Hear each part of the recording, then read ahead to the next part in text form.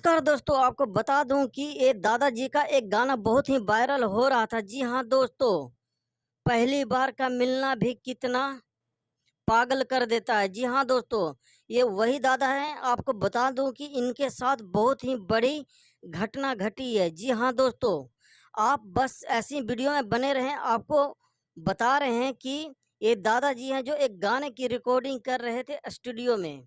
जी हाँ दोस्तों, ये जो भुल्लर दादाजी हैं जो गाने की रिकॉर्डिंग कर रहे थे स्टूडियो में, तभी अचानक दादाजी की है जो तबीयत बहुत तेज से खराब हुई और दोस्तों वहीं पर बेहोश हो गया और इन्हें तुरंत अस्पताल में ले जाया गया और जहां पर इन्हें एडमिट करवाया गया। जी हाँ दोस्तों, अब घबराने की बिल्कुल बात नहीं है। अब है जो वायरल दादाजी हैं बिल्कुल खतरे से बाहर हैं और इस वीडियो को ज़्यादा से ज़्यादा शेयर कर